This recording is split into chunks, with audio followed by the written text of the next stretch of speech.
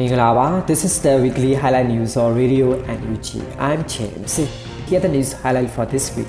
The acting president of the National Unity Government, His Excellency Dwala Sheila turns the 13/2025 cabinet meeting of the National Unity Government. Revolutionary Free Hospital known as Changin Outpost, destroyed by military airstrikes. Despite ceasefire extension announcement, Junta continues attacks with heavy artillery and airstrikes across states and regions, and other interesting news.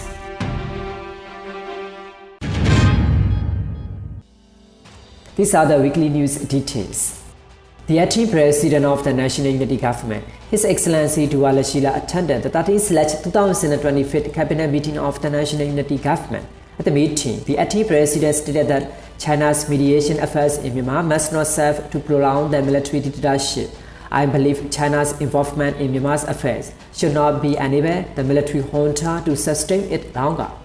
As the National Unity Government and the Ethnic Revolutionary Forces, we must insist that any mediation efforts by China be based on principles that are just and appropriate. He further emphasized the need for the NUG to respond to China's views on the government. Recognizing China's long-held perspectives, he emphasized the need to clarify that the NUG is not an advisory and poses no threat to China's interest. The acting president reiterated that we are not a force that would harm China's interests, and it is important that we communicate this clearly. The cabinet meeting was attended by acting president His Excellency Dwala Sheila, Union Prime Minister Manwin Khaintan, Union ministers and deputy ministers. The Revolutionary Field Hospital, widely known as Changin Outpost, was destroyed in airstrike by the terrorist military junta, according to hospital administrator Dr. Some. In a statement with video evidence, Dr. Some reported the hospital suffered extensive damage from junta area bombardments on 22nd and 24th of April. The initial bombing on 22nd of April around 11:30 p.m. Two bombs were reportedly dropped by military aircraft. The explosion severely damaged the X-ray building, destroying walls, roof, and medical equipment, and rendering residential quarters uninhabitable. While the operation theater's main wall suffered, its ceiling and protective coverings were blown off, damaging interior equipment. Besides the operation theater, the outpatient department, patient wards, pharmacies, diagnostic rooms, maternity and delivery wards, staff housing, nurses' quarters, and dining area, kitchen, and water facility were destroyed. A second airstrike on 24th of April, shortly after 10 a.m., further damaged the hospital, destroying the partially built operation theater extension and surgical equipment. While there were no reported casualties in either incident, Dr. Somin said the hospital suffered extensive material losses due to the two consecutive bombings. The Changin Outpost Revolutionary Free Hospital, a symbol of the revolutionary movement established 1st of January 2022, served the public for over 2 years before its destruction in the junta's 24th of April airstrike. Although the military junta has announced an extension of its nationwide ceasefire, it continues to launch attacks using heavy artillery and airstrike in some states and regions, according to the Assistance Association for Political Prisoners (AAPP).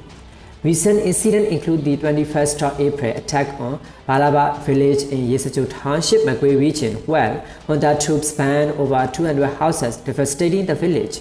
On 25th of April, a drone bombing in Lake Mall village, Jiapu Township, Rakhine State, allegedly killed 3 women, including a child.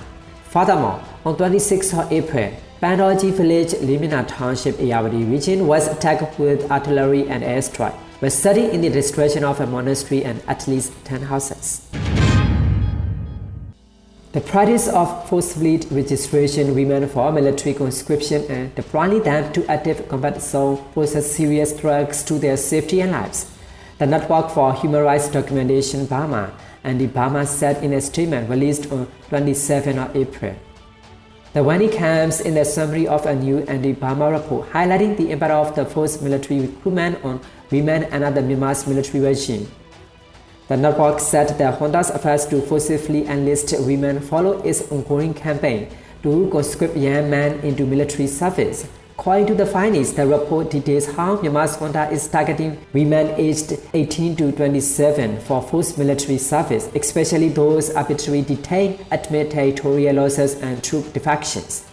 And Burma raises urgent concerns that these women face significant risks, including being forced into the frontline combat roles as part of the junta's border conscription campaign. The group asserts this sickness a worsening human rights crisis under the regime. Despite the military junta's February 2024 People's Military Service Law initially excluding women, and the Burma reports combat registration efforts targeting them began earlier this year. This has sparked widespread fear and heightened safety concerns for women and kids. And the Burma is a coalition of 9 core member organizations and 4 affiliated groups, including the ethnic minority groups, women's rights organizations, and former political prisoners. Since its founding in 2004, the network has worked to document human rights violations and advocate for justice and accountability for victims and survivors of abuse. Lashu, a strategically important city in northern Shan State, captured by Kogan forces during the second Operation 1027, was returned to Myanmar's junta on 21st of April, 9 months later.